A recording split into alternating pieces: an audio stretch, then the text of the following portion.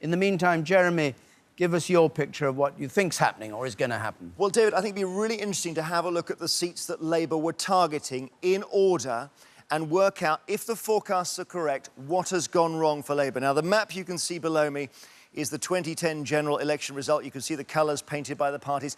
Let's have a look at what we're calling the Labour battleground here. So each board has 32 seats on it, and the most marginal, the tightest contest in 2010 is the top left. So Warwickshire North, for example, just 54 votes in it. Really tight win for the Conservatives. Dan Biles was the MP there. He's standing down anyway. Thurrock, very tight. Hendon, Cardiff North, Sherwood, all Conservative, but only just. So if you're in Labour High Command and you're thinking, which seats are we going to get? Where are we targeting? These should be the easiest. In fact, this first board, 32 seats, they really need to go through this like a knife through butter, because remember, they need, and they knew this before today, they would need to offset losses in Scotland and to increase the number of seats in the House of Commons to have any chance of catching the Conservatives. So now we will see what we think under our forecast has happened. So let's have a look. I get it to change. And you can see, immediate impression here is that even on the first board, the 32 seats that ideally from Labour's point of view, they would go, just put red over with a splash of paint and that'd be it, and we'd be on to the second board. Even here, they are being stopped by Conservative blue on this side of the board. Let's just take it from the left-hand side. We think, as our forecast, some of these, again, 50-50 seats. We may flip them during the night. But these ones, these first four, we do have going Labour. But it's on the fifth seat on the board that they get stopped by Sherwood, MP there, Conservative Mark Spencer. Where there's a flash on the right-hand side of the rectangle, that's the party that had the seat before. So you see here, interestingly, we've got a green gain here in Norwich South, where the MP was Liberal Democrat. But that's a bit of a sideshow as far as the Labour battleground is concerned. So we have Anna Soubry holding on in Broxtowe. Again, very tight call by us. We may adjust that later. That's what we've got so far. And then even on this second column, you've got 3 Conservative blue seats holding out. And then 3 again on the next column, and then even more over here. So we've got Corby and Brentford and Isleworth and Hove and Enfield North. Even on the first page, Labour are failing to do what they had to do. Let's go to the second page. Here we go. So we bring it on, and this is our forecast of the second page. These are seats now 33 to 64. So these are less marginal, but still really tight contest last time, and actually Labour should have been washing this in red to have any chance of forming a majority or even just being the largest single party. Now, again, from the top, you can see what's happened here. And interestingly, our forecast says that they have, or they will have gained under our forecast, Burnley from the Liberal Democrats. So this underlines the horror show that the Lib Dems are having tonight. Dundee East was SNP, so no one ever thought Labour would get that. But worth saying, Stuart Hosey, their deputy leader, looks like under our forecast coming back in, all part of the Scotland story. We then have the SNP kicking the Lib Dems out and Joe Swinson, their minister in Dunbartonshire East. But let's just concentrate on Labour here. Look at how they're failing here.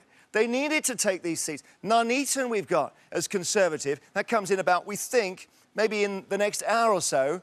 Has that stayed Conservative? Marcus Jones stays in there. Gloucester, Richard Graham, and through the board we go. Bury North and Kingswood and Erewash and Blackpool North, all staying blue. Wirral West, Esther McVeigh still in Parliament. It was thought she was really in a tight fight there. Cannock Chase was Labour in the Blair years, and now we've got it staying blue. So you see, this is board 3, really, really tough fight for Labour, not really making gains here. And here we have now these next seats are seats 70, 80, 90, much harder. By this stage, Labour needed a 5% swing to take, say, Great Yarmouth.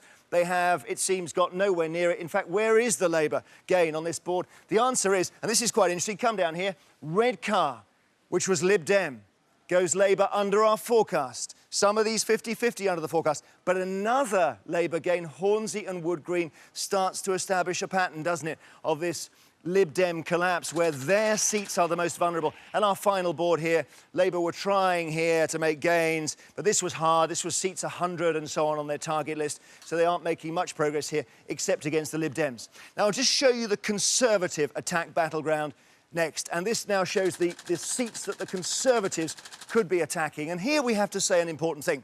The Conservatives are looking at Labour seats that were won under Gordon Brown, i.e. in a very difficult election for Labour. And given the assumption that Ed Miliband is performing a bit better than Gordon Brown, the red seats were always going to be hard to take. But let's look at what we think under our forecast has happened. So here you see, Indeed, the red seats were hard to take. So Hampstead, which was Glenda Jackson's seat, we forecast stays red, and Bolton West stays red, and so on. First gain for the Conservatives, though. Look at this. Solihull, and which party had it before? You see the flash on the side? Was Lib Dem. The same with Mid Dorset and North Poole. Annette Brooke was Lib Dem. Let's keep going down. Derby North, they gained from Labour. We'll see about that. Some of these results, very tight, cool, all forecasts. I keep adding the rider. Wells, Tessa Munt loses her seat there. St Austell, Somerton and Frome, David Heath, St Ives, again Lib Dem. Look at what the Conservatives have done. They weren't able to make headway against Labour because if those seats were won under Gordon Brown, they were not going to be very vulnerable in 2015. But my goodness, they're carving up their own coalition partners, aren't they? And in fact, we go through to the next board. So seats 33 onwards, seats 40, 50, 60, those targets. And again, you see the pattern here. Look at the seats the Conservatives are taking. And what have we got down there? Cheadle from the Lib Dems. Eastbourne, same again. Eastleigh, we've got them down as taking. Berwick, Alan Beith's old seat. Again, Lib Dem. And we see, by the way, Sideshow, the SNP taking Lib Dem seats as well. So, one more board for you. Here we go. More Conservative attack seats, much harder to get. And again, have a look. You see here, Cheltenham, Brecon Radnor, Carshalton, Tom Brake's seat, Devon North. So, it's extraordinary, isn't it?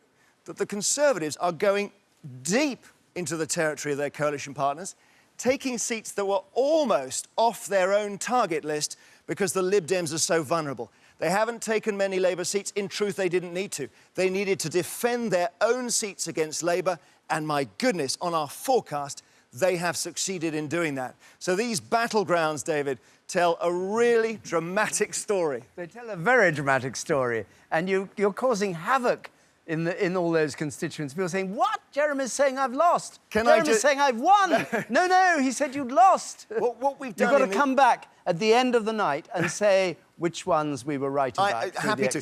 What we've done this year, which we haven't done before, is we've actually attributed the forecast to individual seats. Yes. But I always add the riders, some of them, 49%, 51%. We will be wrong on some of them, so I need to keep saying that.